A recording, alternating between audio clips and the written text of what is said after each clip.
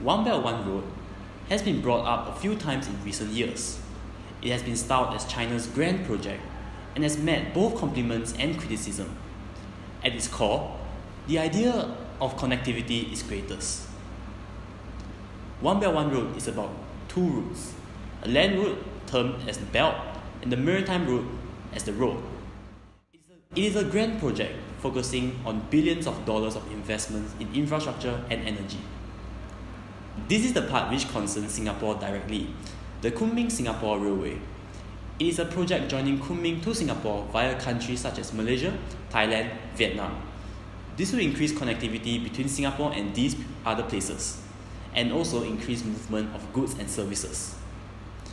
Singapore can benefit from this in two ways. Directly, the increased connectivity from the railway being built would increase trade, as it allows for greater efficiency of movement of goods and services, decreasing the cost of things like exports, which is very important for our export-oriented economy. Indirectly, Singapore also benefits from the expansion in the legal and financial sector, as the master planning and financing of such projects are done in Singapore. This is not to say, however, that One Belt One Road is without its faults.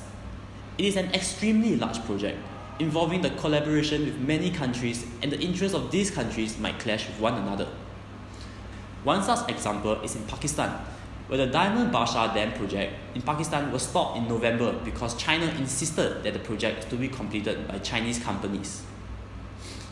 Moreover, some countries are also worried that the completion of One Belt One Road will give China too much power and dominate trade in Asia. One Belt One Road might not materialize because of these factors. Furthermore, implementation of One Belt One Road might also pose a threat to Singapore, especially in maritime trade. When other countries become more interconnected, they will be able to export and import more goods efficiently, reducing the dependence for Singapore's own port. This higher level of competition might result in a loss in profitability and jobs in Singapore. One such example will be Port Klang and the East Coast Rail Link, a part of the One Belt One Road initiative. This allows ships to completely bypass Singaporean ports, travelling to Port Klang, transferring the goods to Kuantan Port using the railway to the South China Sea.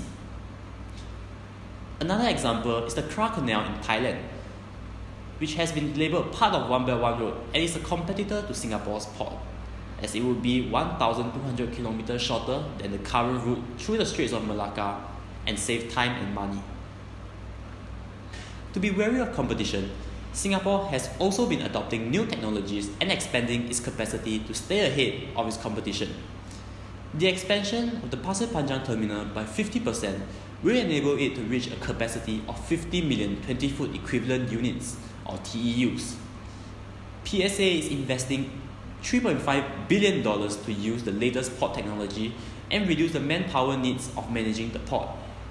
For instance, there will be automated container yards and unmanned rail-mounted gantry cranes that will support intelligence systems.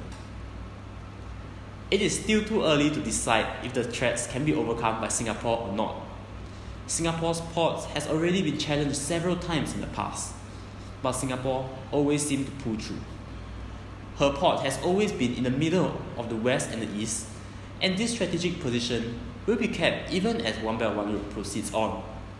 Also, in the recent Asian Freight and Supply Chain Awards held in 2017, Singapore won Best Seaport in Asia, even as One Belt One Road was proceeding. Therefore, this shows that Singapore can still overcome challenges it faces.